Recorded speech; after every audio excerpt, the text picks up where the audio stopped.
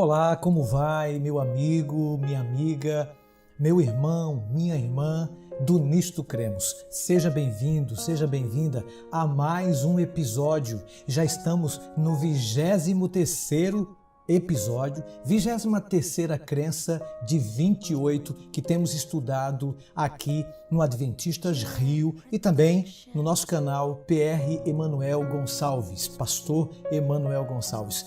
Você seja bem-vindo, você seja bem-vinda a mais uma esperança que temos veiculado através das mídias sociais, a mais um capítulo maravilhoso das doutrinas. Por falar em doutrina, já estamos na quinta. Essa, por exemplo, é a última crença, a 23ª, é a última crença da quinta doutrina que a Igreja Adventista ensina através das Escrituras Sagradas, que é a doutrina da vida cristã. Portanto, essa é a última crença da quinta. Na próxima semana, no próximo episódio, já vamos entrar na última crença, doutrina, no caso, a sexta doutrina, que é a doutrina dos últimos dias.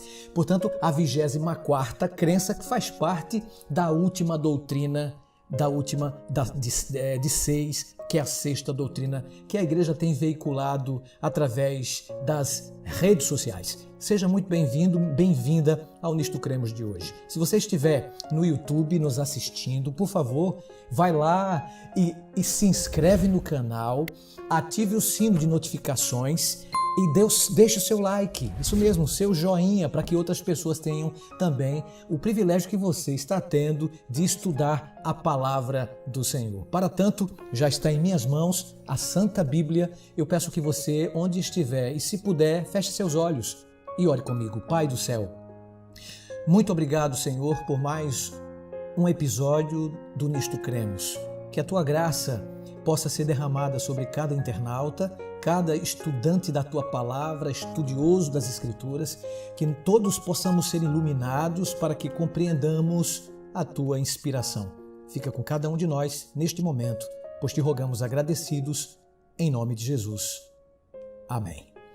Muito bem, querido internauta que nos assiste através dos canais das redes sociais, do YouTube, do Facebook, do Instagram, do Twitter, Adventistas Rio ou PR Emanuel Gonçalves. Seja muito bem-vindo. Hoje vou falar sobre a 23ª crença das Escrituras Sagradas e fala justamente sobre o casamento e a família. Você sabe que o lar, ele representa a moldura primária para a restauração da imagem de Deus em homens e mulheres? É isso mesmo. Dentro do círculo familiar, pai, mãe e filhos podem se expressar plenamente, podendo cada um deles completar as necessidades dos demais no tocante a ter seu próprio lugar, ser amado e amar e desenvolver intimidade. Aqui se estabelece a identidade e se desenvolvem os sentimentos de valor pessoal. O lar é também o lugar em que, pela graça de Deus, os princípios do verdadeiro cristianismo são postos em prática e seus valores são transmitidos de uma geração para a próxima. A família pode representar um lugar de grande felicidade. Eu não tenho dúvidas disso. Eu acho que você também não tem dúvidas, né? Pode, claro, por outro lado, constituir o cenário de terríveis sofrimentos. 2 pontos aqui. Não é? A vida familiar é harmoniosa, demonstra os princípios do cristianismo verdadeiramente exemplificados na prática, revelando o caráter do Deus poderoso.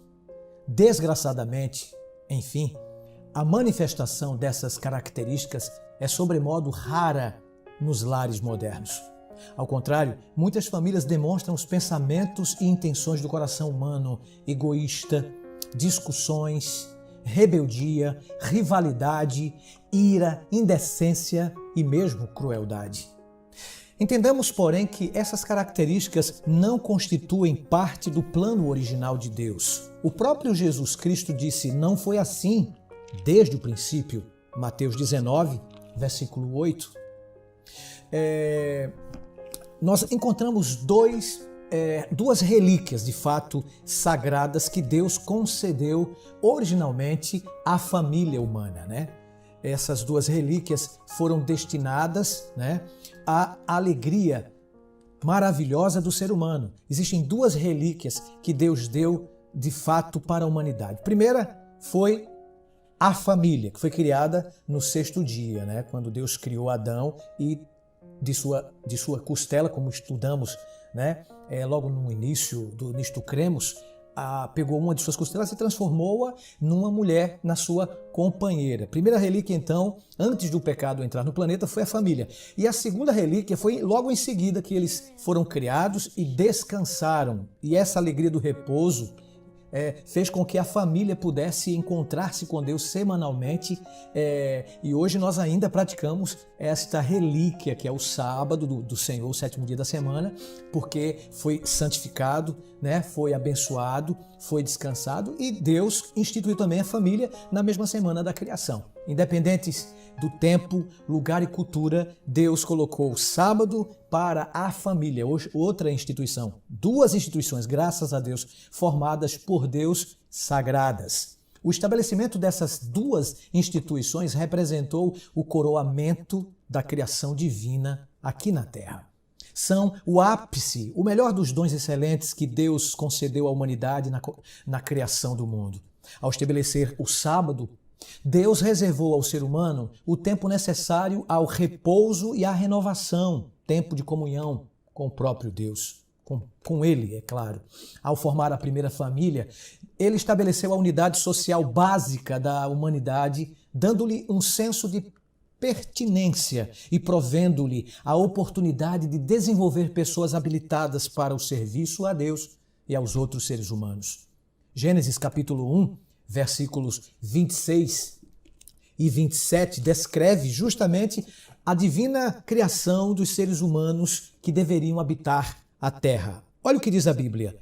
Também disse Deus, façamos o homem à nossa imagem, conforme a nossa semelhança. Criou Deus, pois o homem à sua imagem, à sua semelhança.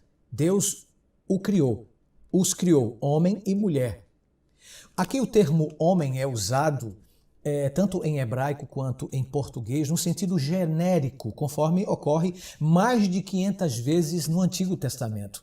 O termo inclui seres do sexo masculino e do sexo feminino. Então, quando a Bíblia diz que criou Deus o homem, ele inclui ambos os sexos. Esse texto deixa claro que não foi o caso de o homem ser criado à imagem de Deus e a mulher à imagem do homem. Foram ambos criados à imagem própria do Deus Todo-Poderoso. Ao contrário, ambos da mesma forma como Deus Pai, Deus Filho e o Espírito Santo são Deus, assim homem e mulher juntos constituem o homem. À semelhança da divindade, ainda que ambos devam ser um, não desempenham a mesma função. São iguais no tocante ao ser ou em valor, mas não são idênticos em pessoa. Suas características físicas são complementares, né? São complementares, eles se complementam, essas características. Essas funções são cooperativas. Ambos os gêneros são bons e, da mesma forma, seus diferentes papéis. A família e o lar acham-se construídos sobre o fato de diferenciação sexual. Vale lembrar que Deus poderia haver propagado a vida sobre a terra sem criar homem e mulher. Isso é verdade porque Ele é todo-poderoso, conforme está demonstrado por meio da reprodução assexuada de algumas formas de vida animal. É claro, entretanto, Deus fez dois indivíduos idênticos quanto à forma e também características gerais, mas cada um deles contendo algo que faltava no outro e que serviria para complementá-lo. Se o mundo fosse constituído exclusivamente de representantes de um dos sexos, não seria completo, não é verdade? Verdadeira complementação somente pode ocorrer em uma sociedade que envolva tanto homens quanto mulheres. A igualdade não se acha em questão aqui, nesse caso em particular, pois ambos são essenciais. Durante seu primeiro dia, Adão, o primogênito e, portanto, a cabeça de toda a raça humana, percebeu o seu caráter único, não havia outro ser semelhante a ele. Para o homem, todavia, diz a Bíblia, em Gênesis capítulo 2, versículo 20, não se achava uma auxiliadora que lhe fosse idônea. Deus demonstrou sensibilidade ante essa falta, pois ele mesmo disse no mesmo livro: não é bom que o homem esteja só. Far-lhe-ei uma auxiliadora para que ele seja idônea. Gênesis 2, verso 18. A palavra hebraica neged, aqui traduzida como comparável ou idônea, é um nome que se relaciona com a preposição cujo significado é estar diante, na frente de, em oposição, correspondendo a alguém ou a alguma coisa. Nesse caso, a pessoa que deveria estar diante de Adão visava a complementá-lo, entendeu? Correspondendo-lhe como contraparte. É isso mesmo.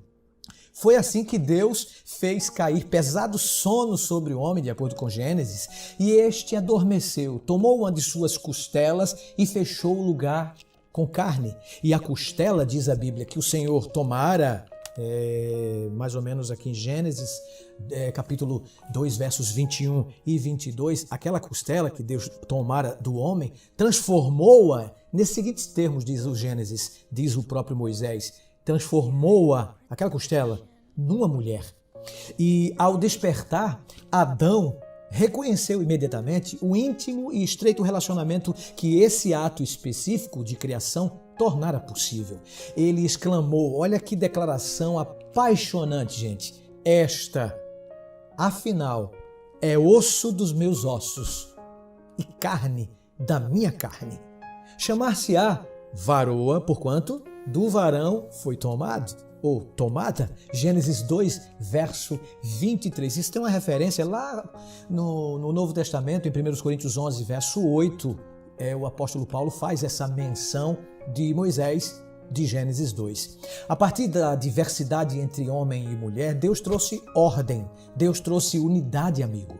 Na primeira sexta-feira da criação, celebrou Deus o primeiro casamento, isso mesmo, o primeiro santo casamenteiro. Deus, Ele foi que criou o casamento, unindo as duas criaturas, fazendo com que fossem feitos à sua imagem, em uma só.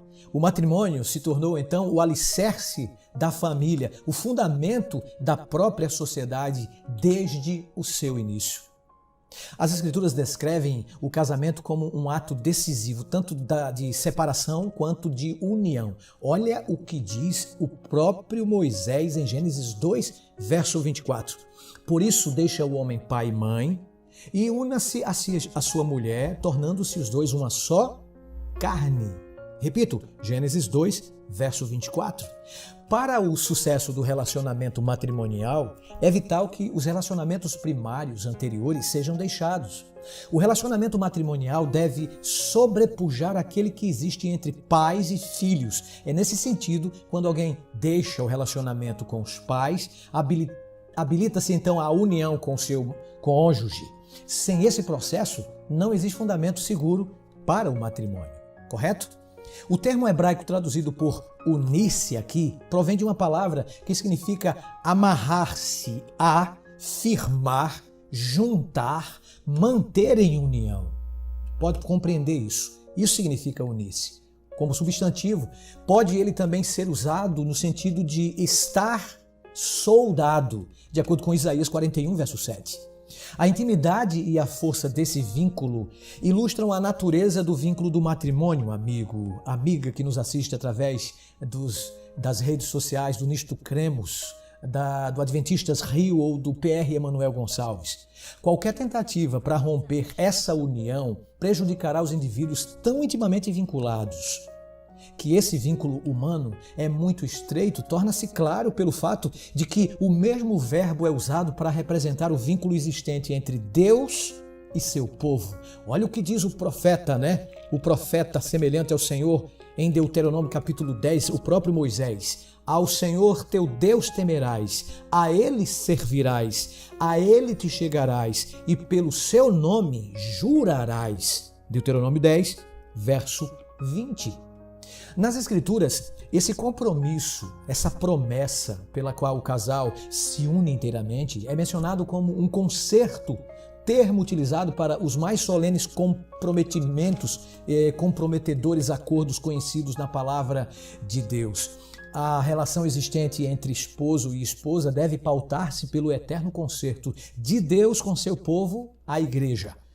O comprometimento de um com o outro toma como testemunha a fidelidade e a perseverança que caracterizam o concerto de Deus. Deus e os amigos, parentes e vizinhos do casal testemunham o concerto que ambos fazem entre si. E esse concerto é ratificado pelo céu e no céu. O que Deus ajuntou, a própria Bíblia diz, o próprio Cristo disse lá no Novo Testamento. Vocês conhecem, em casamentos nós realizamos, nós sempre colocamos e mencionamos esse texto no finalzinho. Assim, ó, o que Deus ajuntou, não o separe o homem. Mateus 19, versículo 6. O casal cristão compreende que no casamento ambos fizeram o concerto de se manterem fiéis um ao outro enquanto viverem. Então é vitalício. Casamento é vitalício. O ato de deixar o lar paterno e celebrar um conceito de unir-se ao outro cônjuge resulta em uma união tão profunda, amigo, amiga, irmão, minha irmã, que não pode ser plenamente compreendida. Aqui encontramos a unidade em seu pleno sentido. Os cônjuges andam juntos, sustentam-se mutuamente e compartilham de profunda, mas profunda intimidade. Em sua manifestação exterior, essa unidade se refere à união física do matrimônio. Além disso, porém, ela também se refere ao íntimo vínculo que se forma entre as mentes e emoções e que envolve o lado físico desse relacionamento.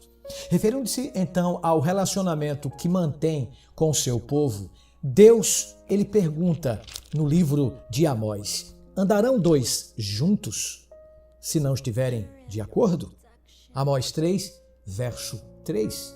Amigo, amiga, essa questão também é apropriada em relação àqueles que deverão se tornar uma só carne. Devem andar juntos. Deus instruiu os israelitas a não estabelecerem vínculos de matrimônio com pessoas de outras nações ou de nações vizinhas, pois elas fariam desviar teus filhos, diz a própria Bíblia, de mim, para que servissem a outros deuses, Deuteronômio 7, verso 4, e também Josué 23, versos 11 a 13. Chamamos isso de jugo desigual. Quando os israelitas passaram a ignorar essas instruções, defrontaram-se então com desastrosas consequências. Paulo, ele reiterou esse princípio no Novo Testamento em termos bastante amplos, quando disse: não vos ponhais em jugo desigual com os incrédulos. Porquanto, que sociedade pode haver entre a justiça e a iniquidade? Ou que comunhão da luz com as trevas? Que harmonia entre Cristo e o inimigo dele? Ou que união do crente com o incrédulo? Que ligação há entre o santuário de Deus e os ídolos? Porque nós somos santuário do Deus vivo. Vou fazer questão de mencionar esse texto. 2 Coríntios, capítulo 2, verso 6, ou melhor, capítulo 6, 2 Coríntios, versos 14 a 16. E tem uma referência também com os versos 17 e 18. A Bíblia é clara. As Escrituras querem dizer claramente que os crentes deveriam se casar apenas com pessoas igualmente religiosas, crentes. Mas o princípio possui aplicação também ainda mais ampla. Verdadeira união depende de acordo em termos de crenças e práticas. Diferenças na experiência religiosa conduzem a diferenças de estilo de vida, amigo. Você concorda? Que podem até levar a profundas tensões e fissuras no matrimônio. É verdade. Para se alcançar a unidade da qual falam as Escrituras, as pessoas deveriam se casar apenas com outras que pertençam ou que pertencem à mesma comunhão. Isso é fato nas Escrituras. Para que possam se tornar uma só carne, duas pessoas devem dedicar completa lealdade uma à outra. Quando alguém se casa, corre todos os riscos e aceita todas as ocorrências relacionadas com seu cônjuge. Aqueles que se unem em matrimônio, com certeza, proclamam sua disposição em compartilhar a responsabilidade do cônjuge, de permanecer ao lado do parceiro contra qualquer evento.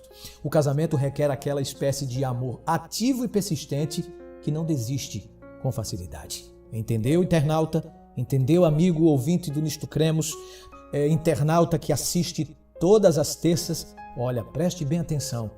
Tornar-se uma só carne envolve relacionamento sexual também. Olha o que diz a Bíblia.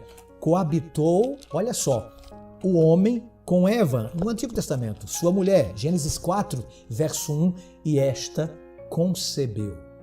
No ato em que provocam a união de corpos, uma tendência que homens e mulheres têm sentido desde os dias de Adão e Eva, cada casal reedita a primeira história de amor.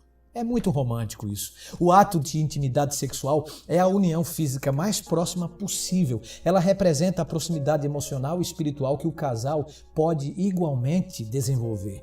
O amor matrimonial dos cristãos deveria se caracterizar pelo calor, alegria e deleite, de acordo com o grande sábio Salomão, em Provérbios 5, versos 18 e 19. E olha só o que diz a Escritura.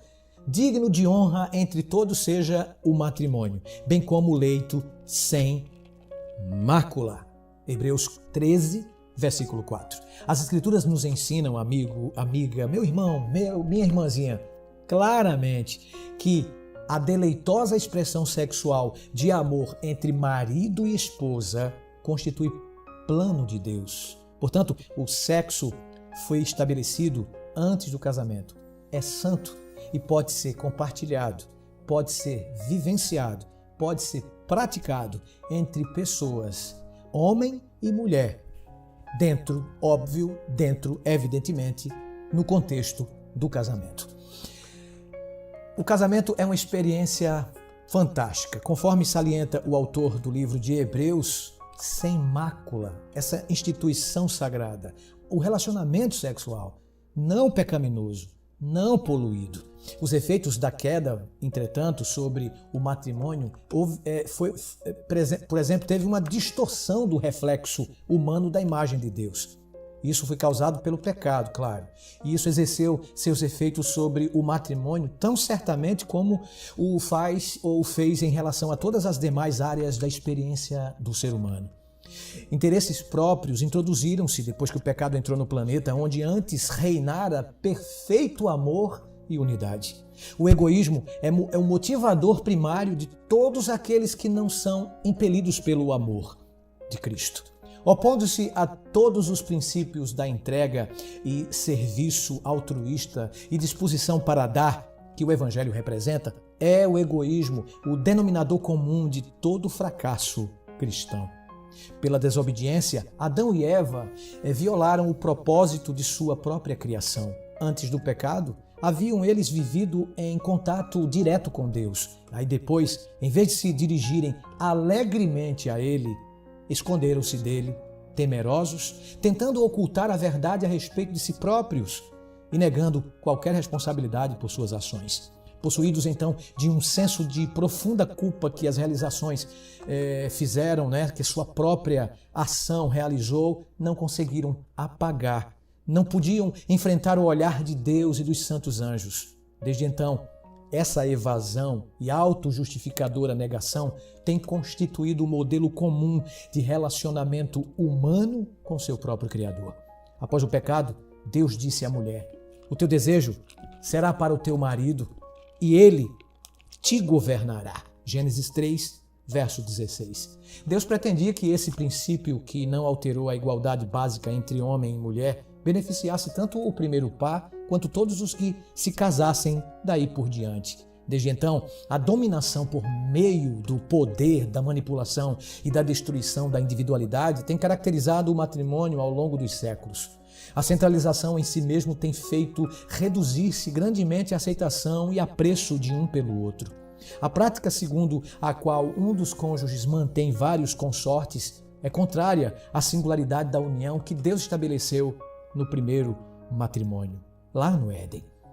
A poligamia, o indivíduo não deixa todas as demais. Vocês conhecem a história, né? A poligamia começou a aparecer logo após o pecado. Embora as escrituras descrevam os casamentos múltiplos como uma realidade cultural no tempo dos patriarcas, a própria descrição mostra claramente que esses casamentos não preenchiam o ideal divino.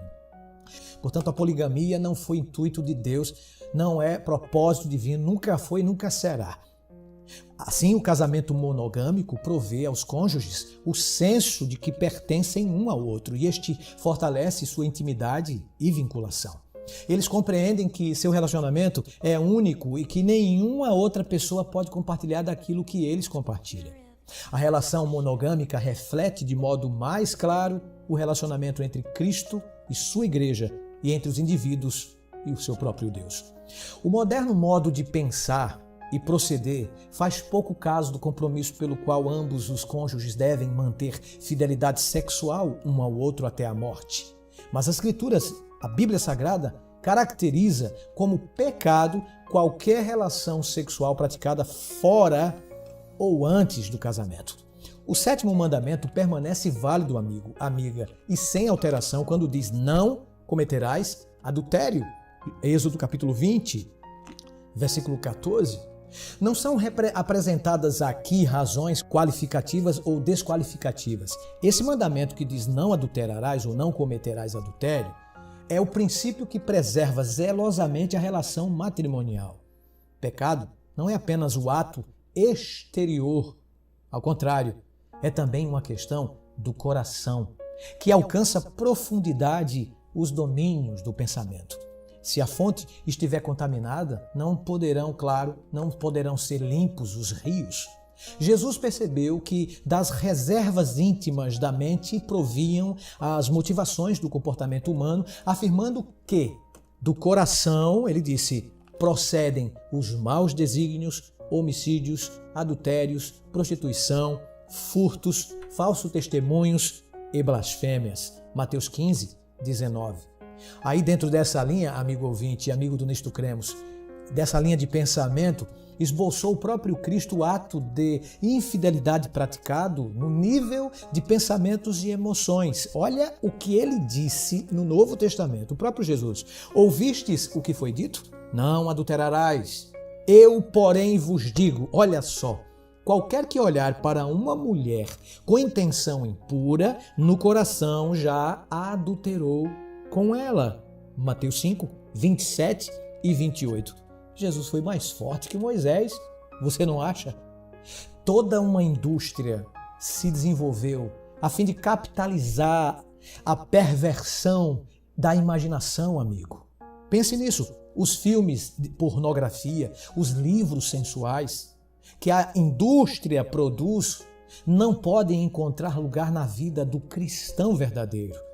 Eles não somente estimulam relacionamentos ilícitos, como também reduzem homens e mulheres a meros objetos sexuais, distorcendo desse modo o verdadeiro significado da sexualidade e obscurecendo a imagem de Deus. Os cristãos são chamados a exercitar pensamentos puros e viver vida pura, pois estão se preparando para viver uma sociedade pura ao longo de toda a eternidade. Portanto, meu amigo, irmão solteiro, por favor, lembre-se disso aí.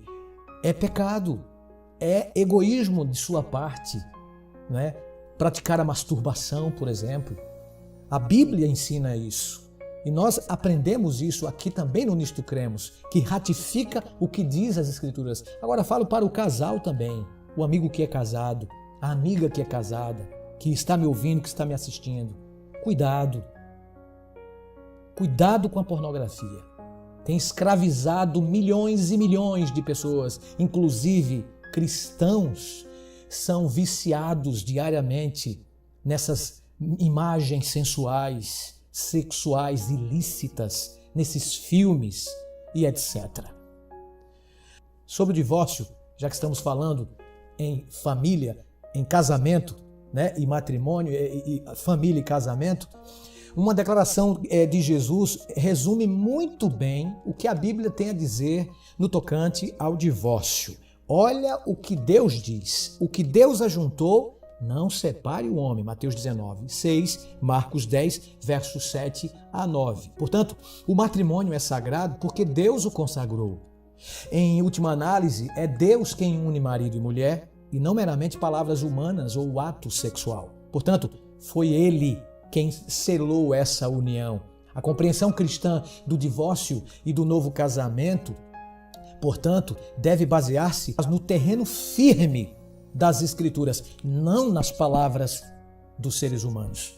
A declaração de Jesus torna claro o princípio escriturístico básico subjacente à compreensão cristã do divórcio. Deus pretende que o casamento seja indissolúvel. Quando os fariseus lhe perguntaram se a incompatibilidade marital constituía razão suficiente para divórcio, Cristo afirmou que o modelo de casamento apresentado no Éden era o de uma união permanente, ou seja, vitalícia. Quando o pressionaram ainda mais, citando a lei do divórcio concedida por Moisés lá nos tempos do Antigo Testamento, ao que respondeu o próprio Cristo: por causa da dureza do vosso coração, é que Moisés vos permitiu repudiar vossa mulher. Entretanto, não foi assim desde o princípio. Mateus 19, verso 8. Ele prosseguiu ao estimular que a única razão legítima para o divórcio era a infidelidade conjugal, em Mateus 5, versos 32, e também em Mateus 19, verso 9. Ou seja, alguém só pode se separar se um dos cônjuges, claro, cometer porneia, no original grego, relações sexuais ilícitas. Muito bem. A resposta de Jesus aos fariseus deixa claro que ele possuía uma compreensão muito mais ampla da questão da fidelidade do que eles mesmos. A partir do que ele falou e dos princípios relacionados com o casamento, expostos tanto no Antigo Testamento quanto também no Novo, pode-se afirmar que Deus deseja que aqueles que se casam reflitam a imagem divina por meio de uma união permanente. Ainda que o ideal divino para o matrimônio seja o de uma união amorável e permanente, que deve prosseguir até a morte do parceiro, por vezes se torna necessária, amigo que nos ouve, amigo que nos assiste, nisto cremos, no Adventistas Rio, no YouTube, ou PR Emanuel Gonçalves. Na verdade, a separação legal pode acontecer em virtude de ofensas físicas. Lembram do Quebrando o Silêncio? Que é um programa anual que a Igreja Adventista tem proporcionado em todo o planeta Terra, justamente para a gente denunciar aquele indivíduo que machuca, que maltrata o seu cônjuge, né? Principalmente do lado feminino. As mulheres são muito maltratadas. Então, nesse caso aí, em virtude dessas ofensas, tais como abuso também do cônjuge ou de uma criança, em algumas jurisdições, por exemplo, civis, tal separação só pode ser obtida através do divórcio, que sob tais circunstâncias não deve ser condenado, ok? Mas, em tais separações ou divórcios, nos quais a infidelidade aos votos matrimoniais não se acha envolvida, ou seja, não houve porneia, não houve infidelidade sexual, no caso, matrimonial, mas houve abuso no que diz respeito à violência, houve maus tratos, né? Houve violência, as pessoas, incompatibilidade de gênero. Tem muita gente que se separa por causa da incompatibilidade de gênero. Então, o que acontece? Isso deve ser razão para o divórcio. Divórcio você pode até assinar, até praticar, mas novas núpcias, aí a Bíblia não deixa esse espaço para você ter novo casamento, ter um novo cônjuge, né? A Bíblia não diz, a menos nesse meio tempo o outro cônjuge torne-se a casar, né? Praticando assim adultério ou fornicação, ou então se o outro é removido através da morte. Isso mesmo, infidelidade sexual ou morte, né, de um dos cônjuges, dá então espaço, dá direito para que a pessoa possa contrair novas núpcias. Mas, incompatibilidade de gênio, né?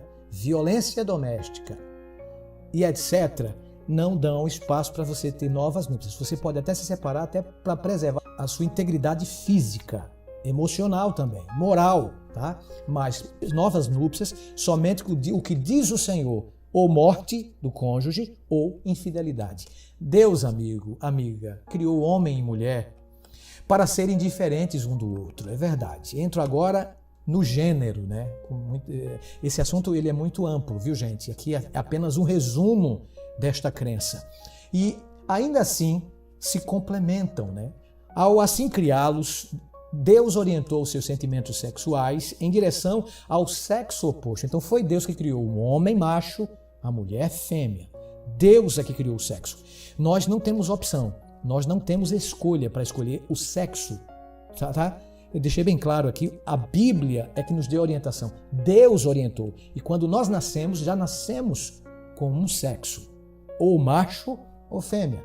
A diferenciação e conexão que caracterizam as pessoas manifestam-se na atração que aproxima os dois sexos um do outro, de modo a estabelecer uma relação completa. Em alguns casos, o pecado afetou até mesmo essa orientação básica, trazendo à lume um fenômeno que tem sido identificado como inversão. Isso mesmo. Em tais casos, a orientação natural em direção ao sexo oposto aparece invertida, produzindo uma orientação sexual básica dirigida para pessoas do mesmo gênero. Lembrando que isso foi por conta do pecado ter entrado no planeta Terra e que fez essa, infelizmente, essa inversão. Então, o que um homem, por exemplo, sente-se sexualmente atraído pelo próprio sexo, pelo outro homem, isso não é vontade divina, isso não foi desejo divino, isso é apenas o resultado do pecado. Eu quero deixar bem claro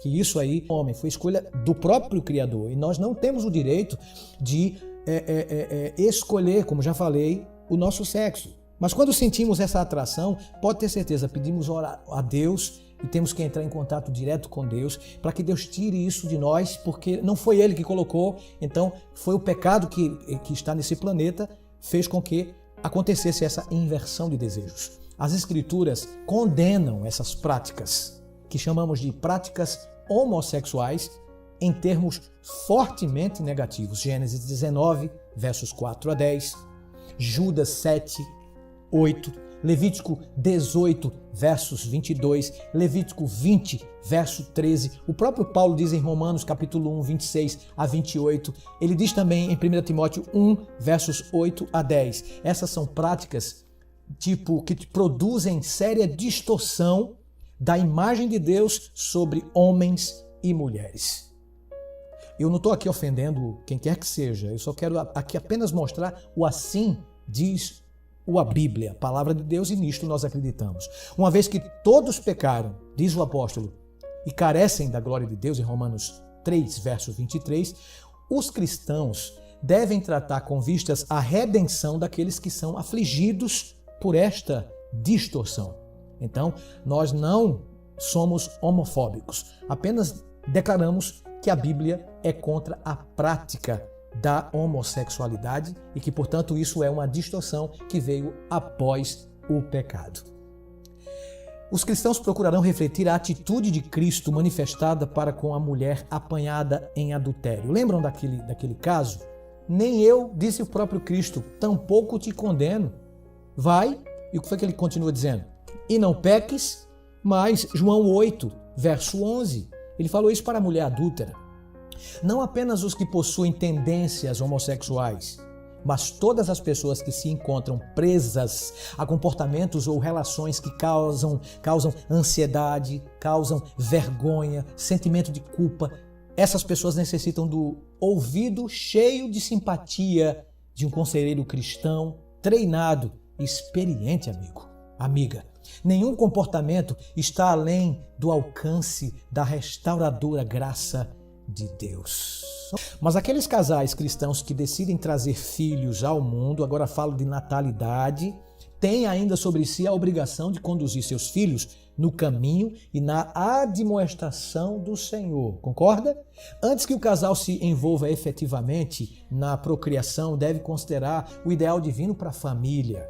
Os pais né? Por exemplo, o papai, as Escrituras atribuem ao papai a responsabilidade da cabeça do lar e sacerdote da sua família. Ele se torna um tipo de Cristo, a cabeça da igreja. A mamãe, você sabe que a maternidade é a relação terrestre que melhor pode ser comparada com Deus. O rei em seu trono não tem função mais elevada que a mãe. Olha que bênção ser mãe. A mãe é a rainha do lar. Ela tem em seu poder o modelar o caráter dos filhos para que estejam capacitados para a vida mais alta e imortal.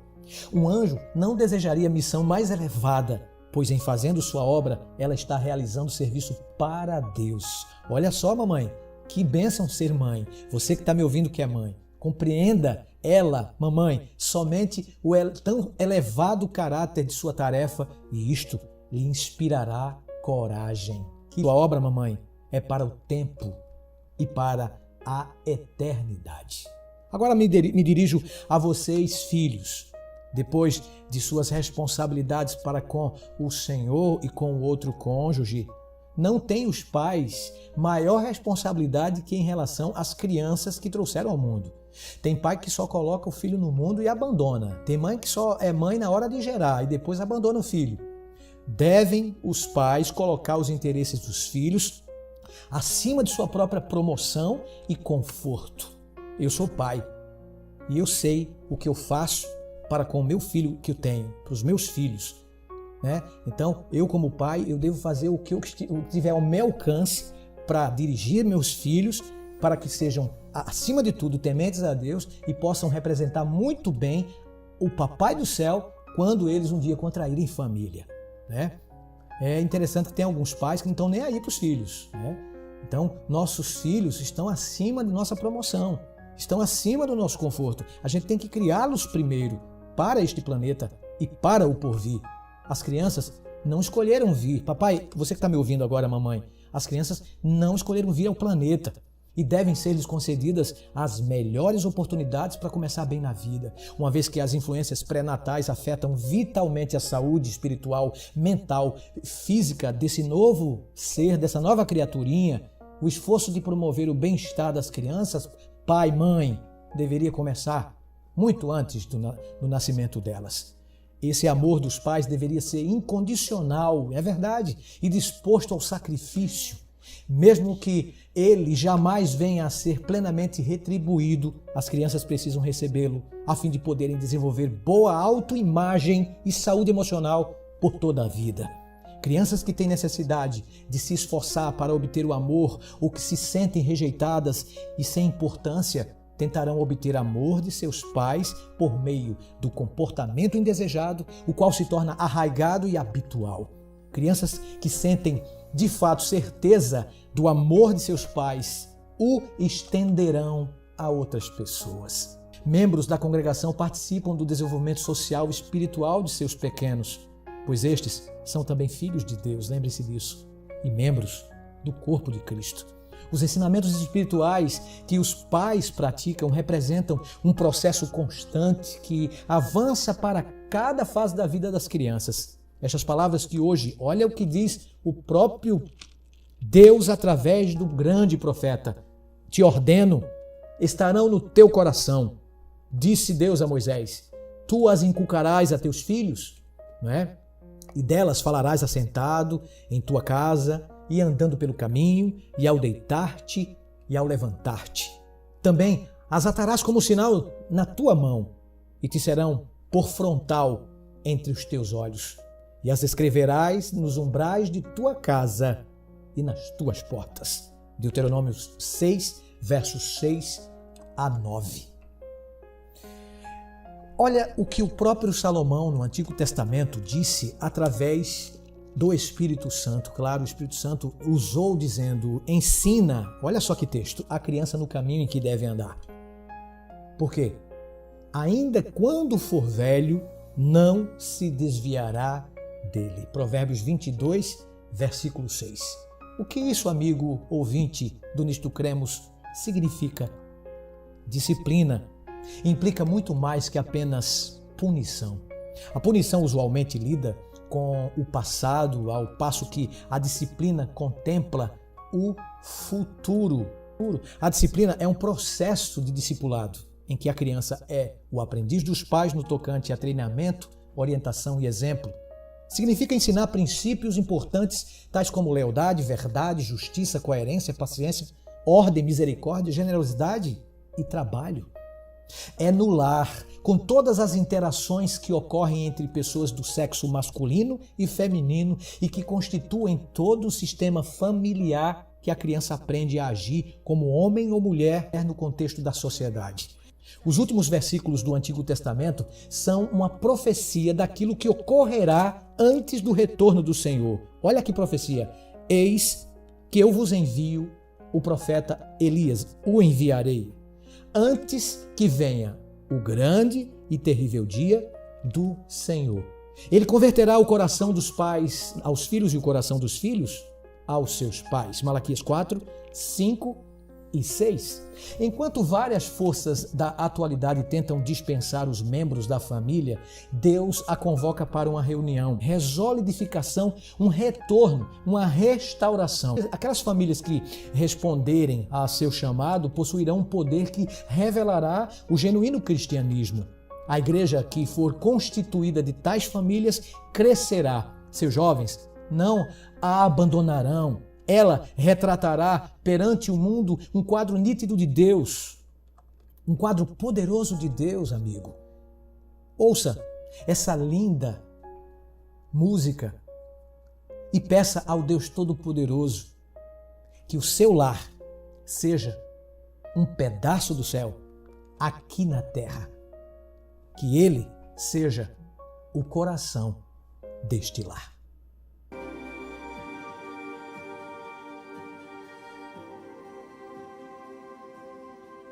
Lázaro,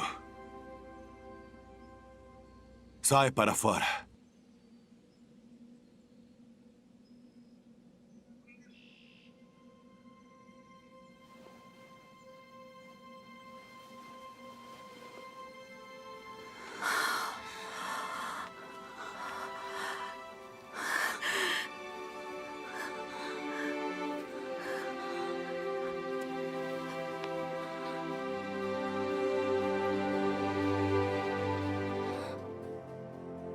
Desatai-o e deixai-o ir.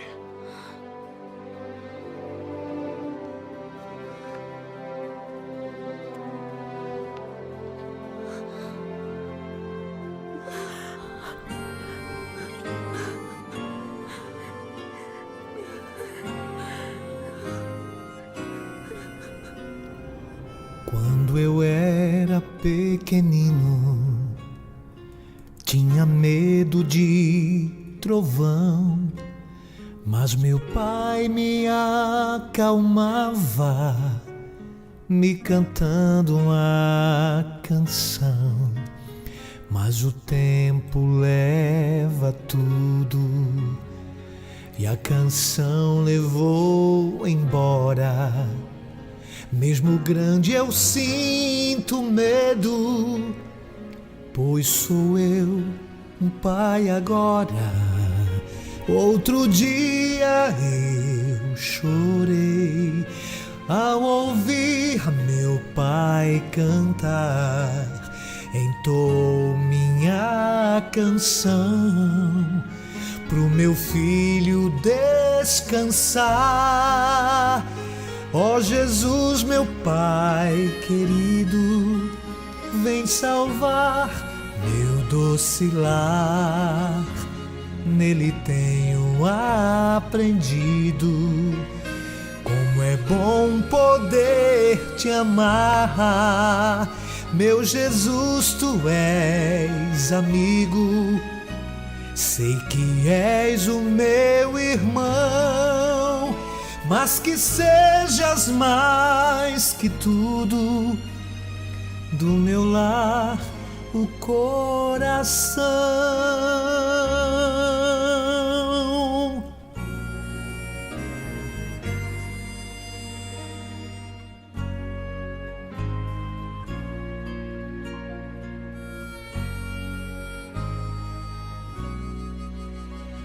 Minhas mãos tão pequeninas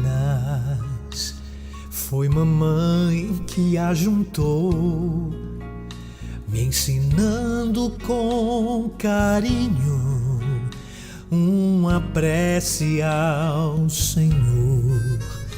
A mamãe eu agradeço por me dar para Jesus. Quando passo por problemas, junto as mãos e sinto a luz. Outro dia eu orei, pela fé mamãe sarou. Eu apenas devolvi o que ela me ensinou. Ó Jesus, meu Pai querido, vem salvar meu doce lar. Nele tenho aprendido como é bom poder te amar. Meu Jesus, tu és amigo, sei que és o meu irmão, mas que sejas mais que tudo do meu lar, o coração. Meu Pai querido, nele tenho aprendido como é bom poder te amar. Meu Jesus, tu és amigo, sei que és o meu irmão, mas que sejas mais que tudo. Sai para fora. Do meu lar, o coração.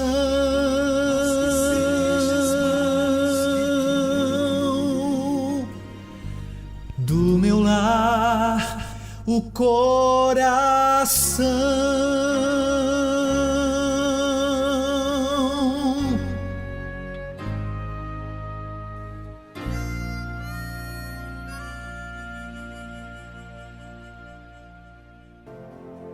Desatai-o e deixai-o ir.